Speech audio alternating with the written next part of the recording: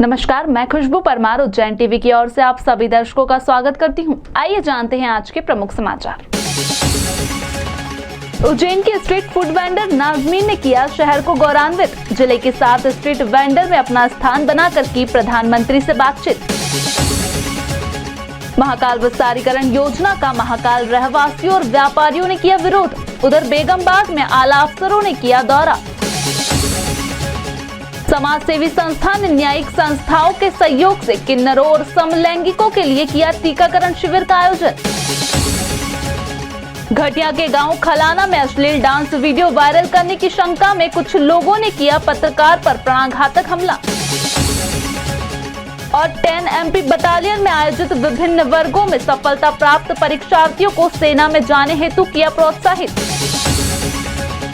और अब समाचार विस्तार से। प्रधानमंत्री नरेंद्र मोदी ने उज्जैन के स्ट्रीट फूड वेंडर्स नाजमीन से की बातचीत, दी शुभकामनाएं। जिले में ऑनलाइन भुगतान महिला स्ट्रीट वेंडर, कैटरिंग व अव्वल लाने वाली 7 महिलाओं में से एक उज्जैन की नाजमीन को प्रधानमंत्री नरेंद्र मोदी ने सीधी बातचीत कर शुभकामनाएं दी। न्यू इंदिरा नगर निवासी 41 वर्षीय नाजमीन पति शाकिर ने नगर निगम में शहरी आजीविका मिशन से 10,000 रुपए का लोन लेकर न केवल अपना बिजनेस बढ़ाया बल्कि ऑनलाइन भुगतान में अव्वल रही। प्रधानमंत्री से नाजमीन की बातचीत को यादगार बनाने के लिए प्रशासन ने अपने स्तर पर शामियाना लगाया, ऑनलाइन प्रसारण की पूरी व्यवस्था की। कार्यक्रम में नाजमीन के शौहर शाकिर, बच्चे फरहास, आलिजा और मुस्तफा भी मौजूद थे।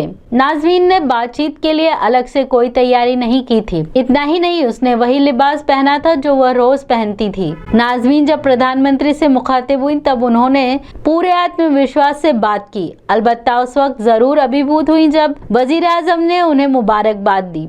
नाजमीन जी नमस्ते। माननीय प्रधानमंत्री जी नमस्ते। नाजमीन जी, मुझे बताया गया कि आपको पीएम स्वनिधि का लाभ मिला है। आपको पहले कभी इस प्रकार की मदद मिली थी क्या? अब इससे आपको फायदा क्या होगा? सर, लॉकडाउन के कारण हमारी आर्थिक स्थिति काफी कमजोर हो गई थी। जो व्यक्ति से हमारी वो भी सब खर्च हो गई थी। सर, मेरी जो मिस्टर है वो कार मैकेनिक है सर, और हमारे पास कुछ भी नहीं था सर। तो मुझे अखबार के माध्यम से सर स्वनिधि योजना के बारे में पता चला। सर, मैंने MP ऑनलाइन पर जाकर ऑनलाइन आवेदन किया। उन्होंने आवेदन बैंक को जाया और बैंक से मुझे सर कॉल आया साइन करने के लिए, और बैंक और नगर निगम के प्रयासों के द्वारा सर मुझे आसानी से 10,000 का ऋण उपलब्ध हो गया। सर, मैं वो 10,000 का ऋण चुका चुकी हूँ। मुझे 20,000 का ऋण प्राप्त हो गया है सर। राज्य सरकार के द्वारा सर आपने जो 1,000 रुपए की राशि दी थी सर, वो भी मुझे प्राप्त हो चुकी है सर। नगर निगम के द्वारा सर मुझे पेटीएम अकाउंट मिला था सर, और QR कोड मिला था सर, जिससे मैं आसानी से कैशलेस लेनदेन कर सकती हूँ सर। सर, मैं खाता भी डिजिटल यूज करती हूँ सर, और काफी सहयोग मिलता है मुझे सभी का। अच्छा नाजमीन जी, पीएम स्वनिधि योजना का एक पहलू ये भी है कि इसमें डिजिटल पेमेंट को प्रोत्साहित किया जा रहा है। नाजमीन जी, आप भी कैशलेस पेमेंट देती है या नकद में व्यापार करती है? कैसे करती है? सर, कैसे डिजिटल जमाना है सर, तो डिजिटलाइजेशन से ही सब पेमेंट किया जाता है सर। इस मौके पर नाजमीन ने मीडिया से बात करते हुए कहा, सर, आज मेरे लिए बहुत बड़ा दिन है सर, जब माननीय प्रधानमंत्री जी से बातचीत हुई सर। मैं स्वनिधि माननीय प्रधानमंत्री जी की स्वनिधि योजना की पात्रता रखती हूँ सर। लॉकडाउन के कारण मेरी आर्थिक स्थिति बहुत खराब थी। मेरे शौहर मैकेनिक है सर, उनका काम भी नहीं चल रहा था। तो मुझे अखबार के माध्यम से स्वनिधि योजना के बारे में पता चला सर। मैंने MP ऑनलाइन पर जाकर ऑनलाइन आवेदन किया सर। मेरा आवेदन बैंक ऑफ इंडिया में गया सर। मेरा खाता वहीं का है। बैंक ऑफ इंडिया से मुझे फोन आया था सर साइन करने के लिए। मैंने साइन किया सर, और उन्होंने मेरे अकाउंट में पैसा डाल दिया सर। मैं पेमेंट भी डिजिटली करती हूँ।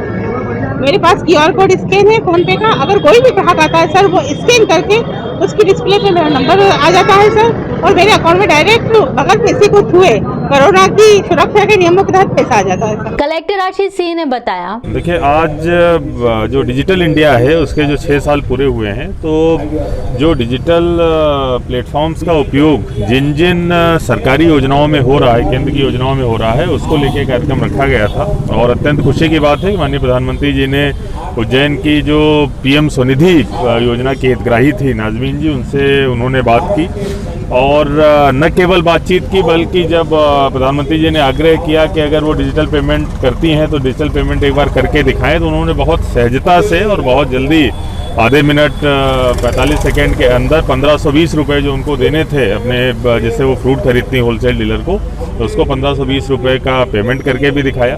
उन्होंने न केवल अभी पीएम स्वनिधि का वो 2 बार लाभ प्राप्त कर चुकी है। पहले 10,000 रुपये उनको मिले, उन्होंने पूरा रीपेमेंट उसका कर दिया, वापस 20,000 का लोन उनको मिल गया है। उन्होंने जो ऑनलाइन पेमेंट्स किए हैं उसके लेके उनको 375 रुपये का कैशबैक भी मिला है। इसके अलावा स्वयं सहायता समूह के मेंबर भी हैं, जिससे 3 बार वो ICICI का लोन लेके उसको वो कर चुकी हैं, वापस कर चुकी हैं। प्रधानमंत्री कौशल विकास योजना के तहत उन्होंने सिलाई भी सीखी है, वो भी वो काम कर रही हैं। तो बहुत सारे योजनाओं का लाभ लेते हुए और राज्य शासन के माध्यम से, जिला प्रशासन के माध्यम से जो इस प्रकार की योजनाएं वहाँ तक पहुँचाई जाती हैं, उनका लाभ लेते हुए वो अपने परिवार के लिए और समाज और देश के लिए काम करें। मैं उनको बधाई भी देता हूँ। और आज के पूरे कार्यक्रम में जिस तरीके से उन्होंने प्रधानमंत्री जी की बातों का जवाब दिया, और माननीय प्रधानमंत्री जी का भी मैं धन्यवाद देता हूँ, उन्होंने उज्जैन के एक हितग्राही का चयन इस कार्यक्रम के लिए किया। नाजमीन को लोन देने वाली बैंक मैनेजर मनीषा भार्गव ने कहा, नाजमीन जी हमारे यहाँ की एक हितग्राही हैं, जिनका पहले हमारे यहाँ सेविंग अकाउंट था। वो यहाँ पे फल का ठेला लगाती थी। कुछ उनको लॉकडाउन में दिक्कतें आई पिछले बार के, तब पीएम स्वनिधि योजना आई, उसके तहत हमने उन्हें 10,000 का लोन दिया। उन्होंने वो अच्छी तरह से चुकाया और अपने धंधे को बढ़ाया। इसमें सिर्फ हमें उन लोगों को जो वापस करना होता है वो सिर्फ इंस्टॉलमेंट 10 इंस्टॉलमेंट वापस करनी होती है, 1,000 रुपये की। इसमें जो भी ब्याज होता है वो सरकार उनको वापस करती है, वो सरकार के द्वारा बैंक को दिया जाता है। उन्होंने वो अच्छे से चुकाते हैं तो उनको 20,000 का लाभ दिया जाता है। अभी उनको पीएम स्वनिधि की योजना के तहत 20,000 का लोन दोबारा दिया गया। प्रशासनिक उच्च अधिकारियों ने किया बेगमबाग क्षेत्र का दौरा, समूचा क्षेत्र बना पुलिस छावनी। बेगमबाग क्षेत्र को महाकाल विस्तारीकरण हेतु रिक्त करवाने समूचा प्रशासनिक अमला पूरी क्षमता से जुटा है। इसी तारतम्य में कलेक्टर आशीष सिंह, SC सत्येंद्र कुमार शुक्ल और ADM नरेंद्र सूर्यवंशी ने क्षेत्र का दौरा किया। कलेक्टर की कथानुसार 40% मकान खाली हो चुके हैं। शेष मकान 1-2 दिन में खुद ब खुद लोग खाली कर देंगे। गौरतलब है कि शासन मकान खाली करने के एवज में 3-3 लाख मुआवजा दे चुका है। किसी भी सूरत हाल से मुकाबला करने के लिए पुलिस का चाक चौबंद इंतजाम भी किया जा चुका है। देखिए, अभी जैसा मैंने बताया कि 56 मकान हमारे खाली हो चुके हैं, और इसके अलावा लगभग इतने ही मकान और भी हैं जिनको हम लोग कल तक लेकर खाली करा लेंगे। बाकी के जो 30-40 लोग बचेंगे उनको हम लोग। महाकाल विस्तारीकरण योजना के खिलाफ व्यापारियों व रहवासियों ने शासन को सद्बुद्धि देने हेतु महाकाल के समक्ष हवन किया। महाकाल विस्तारीकरण के खिलाफ महाकाल क्षेत्र व्यापारी एवं रहवासी संघ ने मोर्चा खोल दिया है। उक्त संगठन का कहना है कि शासन द्वारा किया जा रहा जो विस्तारीकरण कार्य है वास्तु की दृष्टि से भी दोषपूर्ण है। इस विस्तारीकरण में निर्धारित मुआवजा भी अपर्याप्त एवं असंगतिपूर्ण है। साथ ही यह विस्तारीकरण क्षेत्रीय रहवासियों को बेघर और बेरोजगार कर बर्बादी में ढकेलने वाला है। यही वजह है कि हम शासन को सद्बुद्धि प्रदान करने की प्रार्थना कर भगवान महाकाल के दर पर हवन कर रहे हैं। प्रशासन को सद्बुद्धि बाबा महाकाल प्रशासन को सद्बुद्धि प्रदान करे। देखिए, करोड़ों अरबों रुपए के फंड के लिए या ये समझ लें कि एक बड़ी राशि को केवल यहाँ खर्च करना है। प्रशासन अव्यवहारिक प्लान जो बना रहा है उसका हम सबका बहुत कड़क विरोध है। प्रशासन ने माँ अर्पणा भारती जी का आश्रम, महानिर्वाणी अखाड़े की जगह, विश्वात्मानंद जी वाली जगह, जिला चिकित्सालय की जगह, मुस्लिम बस्ती की जगह 11 मकान 70 मीटर, कभी 500 मीटर की भी बात करते हैं, 11 मकान की बात करते हैं, 70 मीटर की बात करते हैं। इतना सारा अधिग्रहण हो रहा है, वो भी पक्षपातपूर्ण अधिग्रहण हो रहा है। कुछ लोगों को छोड़ा जा रहा है और संस्थाओं को भी छोड़ा जा रहा है, और ये सब अधिग्रहण करना। जब इतनी सारी चीज़ों का अधिग्रहण होता है तो बीच में एक चीज़ छोड़ने का कोई औचित्य हमको समझ में नहीं आता। पहली बात, अव्यवहारिक पक्षपातपूर्ण तरीके से पूरी कार्रवाई हो रही है, इसका हमारा विरोध है। दूसरी बात कि जब पूरा विकास आपका दक्षिण में हो रहा है, इंटरप्रिटेशन सेंटर, फूड कोर्ट और सारा आप दक्षिण दिशा के अंदर सारा आप विकास कर रहे हैं, तो पूर्व दिशा के अंदर कोई आवश्यकता नहीं है कि यहाँ जो आवासीय बस्ती है लगभग 350 के लगभग मकान आ रहा है, और 150 रेसिडेंशियल होटलें हैं, करीब 200-250 यहाँ दुकानें हैं, और जिन पे कम से कम नहीं करके 5 से 7 हज़ार लोग प्रभावित हैं। और दूसरा, हमारा तो एक और कहना है, 5 से 7 हज़ार नहीं, उज्जैन शहर पूरा महाकाल की अर्थव्यवस्था अगर प्रभावित होती है और महाकाल के व्यापार से जो यहाँ पैसा आता है वो पूरे शहर में जाता है पैसा, वो सब ध्वस्त करने की जो चाल है और एक तरीके से पूरा उसको सेंट्रलाइजेशन करके पूरी व्यवस्था पे कब्जा करके धंधा पानी वगैरह सबके उजाड़ के खुद स्वयं जो धंधा करने की एक चाल है, यह चाल नितांत रूप से गलत है और हम इसका विरोध करते हैं। सरकार की जो योजना है महाकाल विस्तारीकरण की, उसके अंतर्गत आज हमने सरकार ये हमारे उज्जैन का जो जिला प्रशासन है, प्रशासन की सद्बुद्धि के लिए यज्ञ किया है। इसमें जो जिला प्रशासन है, जिला प्रशासन से हमारा ये अनुरोध है कि जो 70 मीटर की योजना है इसे आप पूरी तरीके से ख़त्म किया जाए और जितने लोग यहाँ प्रभावित हो रहे हैं उनका सभी का ध्यान रखा जाए। अभी जो 11 मकानों का पहले उन्होंने किया है, तो हम जितना 70 मीटर का जो प्लान लाई है सरकार, हमारी ये पूरा जिला प्रशासन को भगवान महाकाल सद्बुद्धि दे, इसलिए हम ये हवन कर रहे हैं कि भगवान ऐसी सद्बुद्धि दे कि ये पूरी योजना ख़त्म चाहिए हमको, पूरी योजना को बिल्कुल ख़त्म किया जाए। ना तो इसमें 11 मकान होना चाहिए, ना कोई दुकान होना चाहिए। इस योजना को जब आप पूरा विकास पीछे की ओर कर रहे हो, बाबा महाकाल स्वयं दक्षिण मुखी है, तो पूरब की तरफ विकास करने से कोई मतलब ही नहीं। विधिक संस्थाओं के सहयोग से समाज सेवी संस्था ने समलैंगिक और किन्नरों के लिए आयोजित किया टीकाकरण शिविर। समाज सेवी संस्था अरुणोदय सर्वेक्षणी लोक कल्याण समिति के कार्यक्रम प्रबंधक जितेंद्र सिंह ठाकुर ने बताया कि जिला सत्र न्यायालय एवं जिला विधिक सेवा प्राधिकरण के सहयोग से संस्था ने वैक्सीनेशन शिविर आयोजित किया।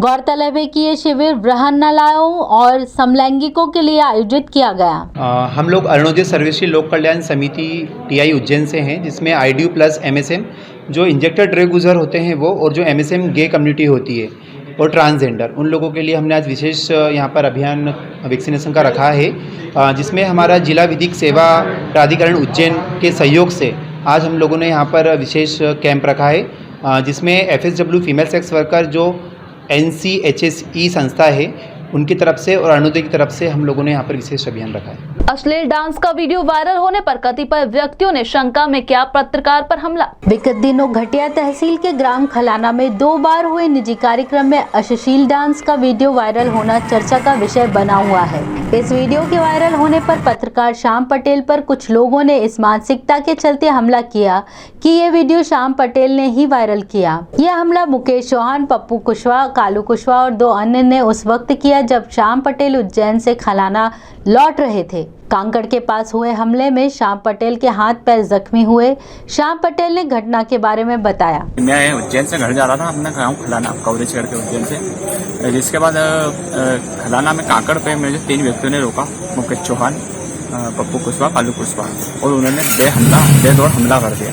हमले में मेरी गाड़ी भी फोड़ दी उन्होंने और मुझे मारा पीटा और मुझे चाकू से हमला किया। 10 MP बटालियन NCC कैडेट्स को सेना में जाने के लिए किया प्रोत्साहित और प्रदान की SSB परीक्षा की जानकारी। कोठी रोड स्थित 10 MP बटालियन NCC कार्यालय परिसर में गत वर्ष NCC C सर्टिफिकेट एग्जाम में A ग्रेड प्राप्त NCC कैडेट्स को colonel Aruna Bhag Kundu commanding officer 10 MP NCC व कर्नल राजेश अहलावत एड M officer 10 MP NCC battalion के द्वारा सेना में NCC द्वारा स्पेशल ट्रेनिंग के संबंध में जानकारी उपलब्ध करवाई। साथ ही हाल ही में A ग्रेड प्राप्त कैडेट्स को SSB में NCC कैडेट्स के लिए निकली परीक्षा, भर्ती व इंटरव्यू के बारे में जानकारी दी। इस मौके पर सूबेदार मेजर धर्मेंद्र सिंह, NCC अधिकारी लेफ्टिनेंट कन्या मेडा सहित स्टाफ मौजूद रहा। इस संबंध में colonel Aruna Bhag Kundu commanding officer 10 MP NCC ने बताया।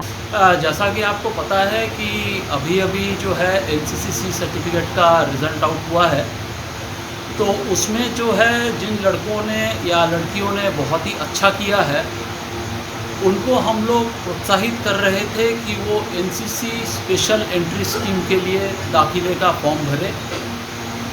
इसका फ़ायदा ये है कि स्पेशल एंट्री स्कीम में जो बच्चे NCC सर्टिफिकेट में बहुत अच्छा करते हैं, उनको रिटर्न एग्ज़ाम में क्वालिफाई नहीं करना पड़ता, उनको डायरेक्ट SSB के लिए कॉल आता है। तो बच्चों को प्रोत्साहन करने के लिए आज उनको यहाँ पे बुलाया गया था और साथ ही साथ उनको SSB के बारे में भी हम लोगों ने बताया कि SSB का प्रोसीजर क्या होता है, SSB के लिए वो कैसे तैयारी करते हैं। उत्साह यही था, बेसिकली मोटिवेट करना बच्चों को। कोरोना काल में 450 दिनों तक सतत ड्यूटी कर कीर्तिमान स्थापित किया नोडल अधिकारी रौनक एलची ने। पारिवारिक जिम्मेदारियों को द्वितीय स्तर पर रख अपनी ड्यूटी को प्राथमिकता से 450 दिनों तक निभाया नोडल ऑफिसर डॉक्टर रौनक एलची ने। कोरोना काल में सतत ड्यूटी निभाने वाले डॉक्टर एलची ने उन दिनों की यादों को शेयर करते हुए बताया। मैं विगत 6 अप्रैल 2020 से लगातार कोरोना काल में काम कर रहा हूँ। आज 450वां दिन है आज मेरा पूरा कार्यकाल करते हुए, जिसमें संपूर्ण रूप से 23 अप्रैल को मुझे आरआरटी का दायित्व सौंप दिया गया था। तब से लेके आज तक ये दायित्व मैं ही निभा रहा हूँ। मैं आज तक छुट्टी इसलिए भी नहीं ले पाया क्योंकि आज पहली बार ऐसा हुआ है कि उज्जैन में ज़ीरो आया है। आज के पहले कुछ ना कुछ केसेस हमेशा उज्जैन में मौजूद रहे हैं, जिसकी वजह से मुझे तो ड्यूटीज़ पे जाना ही पड़ा है, उन पॉजिटिव्स को उठाना ही पड़ा है, भले ही 1 हो या 2 हो, उन मरीज़ों को तो देखना ही था। तो आज पूरा 450 दिन हो रहे हैं। आज मैंने पहली बार आज ज़ीरो आया है, पर आज भी मैं ड्यूटी पे ही हूँ फ़िलहाल इस समय। डर में एक तो सबसे बड़ी चीज़ यह थी कि मेरा एक छोटा बच्चा है, 20 माह का बेबी है, मेरे पापा हैं जो डायबिटिक हैं, कार्डियक हैं, मम्मी है जो पोस्ट कैंसर है, तो इन सब को बचाना भी मेरा ही फ़र्ज़ था। तो उन्हें मैंने सेकेंड लहर में अपने नाना नानी क्या भेज दिया था बच्चों को। मम्मी पापा से भी दूर रहते थे, रात में 2:30 बजे अकेले घर आते थे, नहाते थे, जो इच्छा होती थी खाना बनाते थे, खा लेते थे। कई बार ऐसा होता था कि रात में 11-12 बजे जो थोड़ा बहुत खाया उसी के बाद फिर सुबह तक काम चल जाता था। तो इस तरह माहौल था थोड़ा, पर एक जज्बा था कि उज्जैन की धरती में जन्म हुआ है तो उज्जैन वालों की रक्षा करना अपना फ़र्ज़ है। इस जज्बे के साथ ही यही हौसला देता था और यही काम करवाते थे। प्रदेश स्कूल शिक्षा मंत्री द्वारा अभिभावकों के खिलाफ दिए गए बयान का विरोध किया एनएसयूआई ने। एनएसयूआई प्रदेश उपाध्यक्ष प्रीतेश शर्मा और प्रदेश सचिव तरुण गिरी के नेतृत्व में उज्जैन एनएसयूआई के सभी कार्यकर्ताओं की उपस्थिति में स्कूली शिक्षा मंत्री इंदर सिंह परमार द्वारा दिए गए शर्मनाक बयान के विरोध में मंत्री के नाम के पैम्पलेट्स और फोटो जलाकर विरोध प्रदर्शन किया गया। यह जानकारी देते हुए मध्य प्रदेश सोशल मीडिया समन्वयक मुकुल गुरैया ने बताया कि स्कूली शिक्षा मंत्री इंदर सिंह परमार का शर्मनाक बयान मरना है तो मर जाए के विरोध और अभिभावकों के सम्मान में विक्रम विश्वविद्यालय के माधव भवन गेट पर विरोध प्रदर्शन किया। स्कूल की फीस कम कराने की मांग पर पालक संघ के प्रतिनिधि जब मंत्री इंदर सिंह परमार से मिलने पहुंचे तो मंत्री ने खींचकर कथित तौर पर कहा मरना है तो मर जाए। ऐसे बयान और ऐसी सरकार का एनएसयूआई खुलकर विरोध करती है। प्रदर्शन के दौरान आशुतोष सिंह, वीरभद्र वर्मा, प्रबल प्रताप तंवर, ऋषभ गंगवाल, नयन शर्मा, रोहित पवार, मितेश बिंजवा आदि कार्यकर्ता मौजूद थे। इस संबंध में प्रदेश एनएसयूआई उपाध्यक्ष प्रीतेश शर्मा ने बताया, आज कोरोना काल के समय में ये खरीदी हुई सरकार के जो मंत्री हैं, इनको छात्रों का, अभिभावकों का, इनका सम्मान करना चाहिए। ऐसी स्थिति आ गई है कि आज फीस नहीं भर पा रहे अभिभावक, उसके लिए आज इनसे बोलने गए थे कि हमारे स्कूलों की बच्चों की जो फीस वृद्धि है उसको कम किया जाए, और आगे रह के इंदर सिंह परमार उनको गलत बयान दे रहे हैं कि जाके डूब मरो, मर जाओ। ये किस तरह की सरकार है? ये खरीदी हुए मंत्रियों की सरकार है। इससे पता चलता है, इनके बोलने के चाल चलन से, इनके काम करने के चाल चलन से पता चलता है। जबकि कोरोना काल में सबकी मदद करना चाहिए आज इन मंत्रियों को, और ये ऐसे डूब मरने के काबिल जैसे ये खुद बोल रहे हैं कि अभिभावक डूब मरो, इनको डूब मरना चाहिए कि आज कोरोना काल में छात्रों के लिए कुछ भी नहीं कर पा रहे हैं, अभिभावकों को ऐसा बोल रहे हैं। फिलहाल मानसून का कोई सिस्टम सक्रिय नहीं, बारिश के लिए करना होगा और इंतजार और अभी मानसून रूपी नायिका तो फिलहाल यही गा रही है। वजह बारिश के लिए कोई सिस्टम अभी कहीं से भी सक्रिय नहीं है। यही वजह है कि वातावरण में उमस महसूस हो रही है। यह जानकारी देते हुए जिवाजी वैधशाला प्रभारी राजेंद्र प्रकाश गुप्त ने बताया, जैसा कि हम देख रहे हैं 2-3 दिन से लगातार गर्मी की स्थिति बनी हुई है, बारिश भी बहुत कम हो रही है। कारण स्पष्ट है कि अभी कोई हैवी वेदर सिस्टम सक्रिय नहीं है, ना तो बंगाल की खाड़ी में, ना अरब सागर, जिस कारण अभी अच्छी बारिश की स्थितियाँ नहीं बन रही हैं। जब पुनः वेदर सिस्टम सक्रिय होगा तो बारिश की स्थितियाँ बनेंगी, लेकिन क्योंकि तापमान बढ़ रहे हैं, धूप खिली हुई है, तो न्यूनतम तापमान लगभग 25 डिग्री और अधिकतम तापमान 35 डिग्री के आसपास रह रहे हैं। तो न्यूनतम और अधिकतम दोनों तापमान बढ़े हुए हैं। क्योंकि हवा में नमी ज़्यादा है, इस कारण उमस और बेचैनी की स्थिति बन रही है। अभी सिस्टम जो सक्रिय होने हैं उसमें थोड़ा सा समय लगना है, क्योंकि राष्ट्रीय स्तर पर जो भविष्यवाणी की गई उसमें अभी दोनों जगह कोई सिस्टम ना होने के कारण थोड़ा बारिश की आगे स्थिति में थोड़ा समय लगने की संभावना है। और इसी के साथ आगे चलते हैं वेधशाला से प्राप्त मौसम के आंकड़ों की ओर।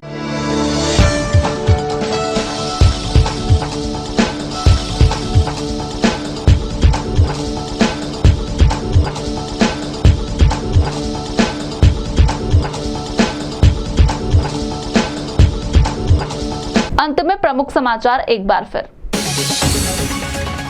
उज्जैन के स्ट्रीट फूड वेंडर नाजमीन ने किया शहर को गौरवान्वित। जिले के 7 स्ट्रीट वेंडर में अपना स्थान बनाकर की प्रधानमंत्री से बातचीत।